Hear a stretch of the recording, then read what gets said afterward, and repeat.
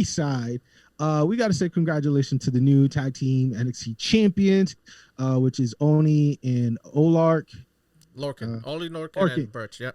Yeah, and Birch, you know, I don't know what happened to Undisputed Era. Undisputed Era, Pat but McAfee, that's what happened. He took him out?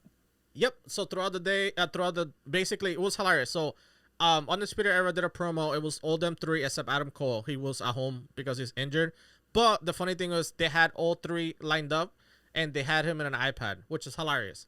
So he was talking through an iPad and all the three was basically in person doing a promo. Then little by little, somebody was taken out. I think the first one was taken out. Roderick Strong was taken out first. Then Bobby Fish, or vice versa, one of the two. And they were supposed to be the number one contenders for the tag team. But since most of them were out and the only person was left over was Kyle O'Reilly, he was like, I don't get a partner. You guys could have so then we ended up getting only Lorcan and Birch. But I feel like something was off. I'm like, who's taking these people out? And I thought it was one of the new people that they recruited, or Karen Cross, or somebody that we've seen. Karen Cross already? That's what I'm saying. But I was like, oh, it's too early for him. But, you know, I was thinking somebody that could start taking people out.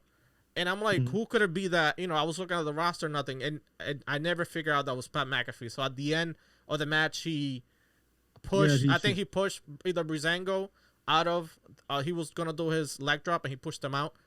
And they were able to capture the title. But I did not see this coming. Not a swerve, but I like that how they added him to the fold. It kind of doesn't make sense for me at the moment. I thought he was more with either with them or either Imperium, but let's see what he could do with these two. And they probably could show him the ropes. They're more technical wrestlers, so he could learn from them more than they could learn from him, you know? So let's see what happens. I like that. That's kind of like my surprise of the day, especially for Wednesday night. It was I like the ending of it.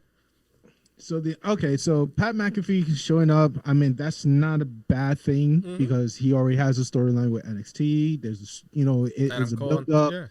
It's so sure. Like I'm not mad at that approach.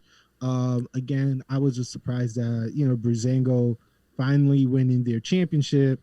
It seems like it ended too quickly. You know what I'm saying? Because I feel like they could have done at least till Survivor Series. Yeah, but the only issue is the tag team division for NXT is not strong. You have all right, so you have Legado del Fantasma. I don't see them two guys hold the title. Then you have Killing Day and Maverick. That's a joke. And Everrise, the only person is Imperium, Undisputed Era, and you have only Lorcan and Birch. That's it. And Imperium lost it, so they've been out. So there's really no other way. And I think NXT is trying to do some type of program to involve Undisputed Era before they move to another brand or something, because they try to do with Rich Holland, then he got hurt. Then they try to do with Dexter Loomis, he got hurt. So they had to scrap those. Imperium, they lost the titles again. So everybody who's been trying to do programs with Undisputed Era either's gotten hurt or people from Undisputed Era has gotten hurt. So I feel like this is like not the best what they could do, but they already have a program with Pat McAfee and Adam Cole. So I feel like kind of doesn't make sense, but it's just like this is kind of like the last hurrah that they could do with them, because there's really nothing else for Undisputed Era to do. I think I don't know if there's anything that you could think of, but I feel like I'm not an NXT guy. That's why I'm not really putting much of my insight into it. Yeah, but I'm just really surprised that that Pat is back. You know what I'm saying? Like you said, it surprised you. Me seeing his photo with the new tag team champion, it surprised me as well. I mean, like, there's nothing more I could say to that because if I was watching, they've done it all. Brand, whole different story. Yeah, but think about it. They've done it all. They've held out every title. They've had like feuds with other teams and stuff, but I feel like they're maxed out for NXT. So they either trying to do like one last hurrah for them before they either break him up or they move him to SmackDown or Raw or something. But who's going to SmackDown or Raw? Adam Cole? I would put him over there because I feel like I would not. Okay, so when it comes to Kyle O'Reilly, when it comes to Undisputed Era, Johnny Gargano, Ciampa, and Roderick Strong. Oh no! Sorry. So okay, go ahead. Those four, I feel like you should not move them until you have someone more secure to know that they're going to be the eye candy of NXT. Until you don't have that, I don't think they're going nowhere anytime soon at this moment.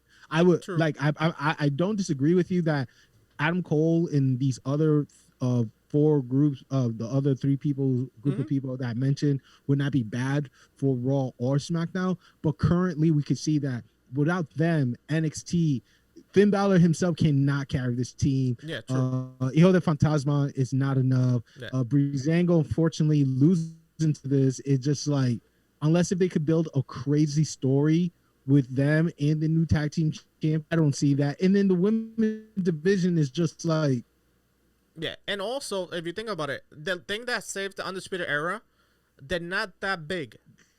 No.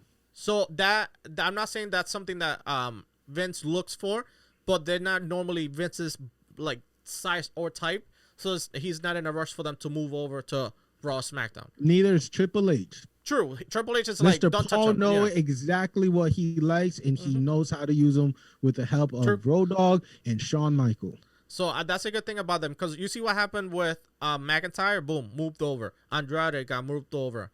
Then we had Keith Lee at the end, almost moved over. If Kevin Cross would have still be healthy, he would have been either Raw, SmackDown already. So the good thing about Undisputed Era, most of them are under 6'1", 6'2". So that's kind of like too small for Vince to, land of the Giants. So at least that's keeping them in NXT and kind of being successful in NXT. I want to see them over eventually to Raw, SmackDown, but maybe by the next travel, Royal Rumble or something. Should be interesting for them to. Adam Cole made his Royal Rumble appearance back in 2018. 2018. When a good group of people. I was surprised that he didn't get pushed by that moment. Yeah. You know what I'm saying?